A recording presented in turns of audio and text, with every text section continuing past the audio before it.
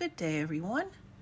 If you have always wanted to know what horses need annually from the vet, including vaccinations and their care for their teeth and all of that sort of thing, stick around because we are going to go through our entire vet visit that we did about a week ago. So I have listed on the screen what you need annually. So what we have done is we have a physical exam, dental exam, possible teeth floating, and I'll get into that in a minute, and you'll get to see all of this done in about 2 minutes. Vaccinations, Coggins test, and fecal test. So physical exam, the vet is just going to look at the horse's eyes, listen to their heartbeat, listen to their lungs, just a basic physical exam, just like what we get when we go for our annual exam at the doctor.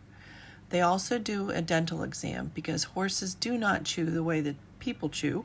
They chew side to side, and horses' teeth are always growing. So they can gain sharp points on both sides, actually, depending on which side they drag their teeth across. They can get sharp points on their molars. They can get something called a wave mouth, and the vet has to actually float those down, which you will get to see. Vaccinations. Now, when it comes to vaccinations, you want to vaccinate your horse according to what that horse needs where you live, the region of the United States you live in, or if you live in another country, you might need different vaccinations than what we administer. We do the core vaccines, and we'll get into that in just a minute. Coggins test is a test. It's actually a blood test. A lot of people think it's a vaccine. It's not. It's a blood test that you will have a certificate when your horse tests negative for equine infectious anemia. And in the United States, you have to have a negative Coggins, which is the printed paper that shows the negative test results from the lab with a front shot of the horse's face and both sides to prove that that's the actual horse on their certificate. Equine infectious anemia is fatal, so you want to have that Coggins test with you when you cross state lines.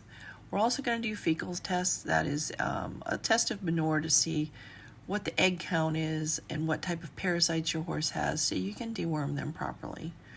We get the core vaccines here, so that is Eastern and Western encephalomyelitis, tetanus, West Nile, and rabies. If you're going to travel with your horse, you can go to horseshoes and things, you want to probably go ahead and get them vaccinated for flu rhino. Now check out the bonus content here because Queen is doing the Flyman's response.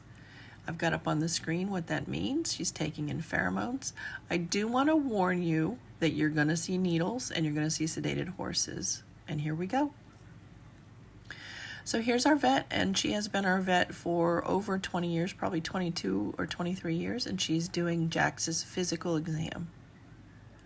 And I always like to be quiet and make sure she can listen and try not to talk to her. So she's going to pull some blood from June here. She actually gave the horses Banamine before she gave them the vaccinations, which actually makes them more comfortable. Banamine is a pain reliever, fever reducer. I always request it for my older horses, but we went ahead and gave it to all of the horses just to make sure they're more comfortable, because sometimes horses have reactions to vaccines. They'll have a painful neck, or it'll get raised up at the injection site. You just want to keep an eye on those injection sites for a few days. We always do our vaccinations on a Friday because our horses will have the whole weekend off and they'll have a couple of days to recuperate before lessons on Monday. Here's the equipment the doctor needs, and here's a speculum in Queen's mouth, and Queen is sedated. And you can see way back there all those molars and just how long that mouth is on a horse. And here the vet is using the power float, it's called. The reason horses have to be sedated is because there's no way they're going to tolerate the loud noise of the power float, and then all of the instruments in the horse's mouth, all of the dust coming off of the teeth, the vibrations that's going through their jaw. It's pretty loud. And we got a nosy neighbor here. So Jax is watching the doctor float Queen's teeth, and he's being super duper nosy. Jax has been around a long time. He's 25 years old. He's going to get his turn too. But we did discover that Jax has a little bit of an arrhythmia. And because he has that going on and he's 25, we're going to give him light sedation, and you will see him get his teeth floated too. and he did great with light sedation. Back in the day, vets would use a hand float, and they would have to hold the tongue to one side and then float and look in. It's very physical and arduous. Not a lot of vets do it anymore. This is Queen. She had her teeth done, and now we're letting her sedation wear off. I'm showing you Jax here because he was just sedated, and I want to watch his eyes. I want you to see the process. They get an IV injection right into the vein, and it works very, very quickly. And remember, he's lightly sedated, but you can see him starting, the head's coming down, eyebrows getting a little lazy, and he's sedated and he's good to go. Tess is holding the rope that you can see there, and we sling it over the stall door, the stall front, and you have to support it, and you got to kind of work with the vet. Sometimes I'll have a vet tech with them, but we always help our vets. And there's Jax when he's done and his sedation is wearing off, and we just parked him back in his stall. I want to show you the sheath on a gelding is one way to see that a horse is sedated. If it's a male horse, you can tell because that's what they look like. So if you ever go buy a horse and that's happening, that horse has been drugged a little bit, and sadly people do that. I wanted to show you on Queen that sometimes the medication they use to sedate them will cause a horse to sweat. So she was definitely sweating underneath her forelock and around her rear end. See how wet she is there?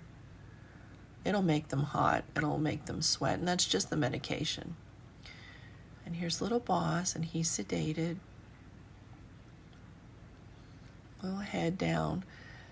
Amy's going to show you the false nostril. I did another video on this recently, but I thought you might like to see it again, so I left it in here, and there it is.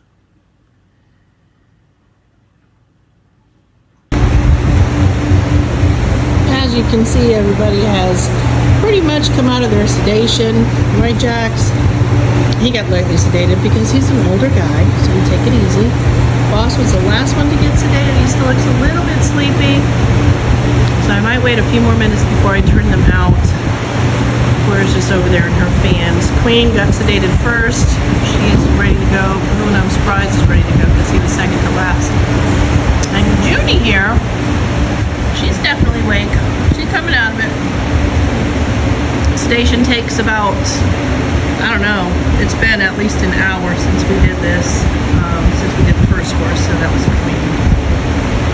So it takes, I don't know, 45 to an hour and a half for them to be fully back out of their sedation. So we're going to turn them out. I'm going to go put some hay in the pasture and then turn them out. And that's it. Everybody's vaccinated. Everybody got exams, got their teeth floated, all 6 of them. Coggins got pulled. And I didn't talk about Coggins in the other part of the video. Coggins test is a blood test that is taken annually. It's good for a year, and it is testing for equine infectious anemia, which is a deadly disease. So you have to, if you travel across state lines or go to a horse show or any event with your horse, you have to have a negative Coggins with you to prove that they don't have equine infectious anemia. And that's it for now. If you guys have any questions or comments, I know this was a long one.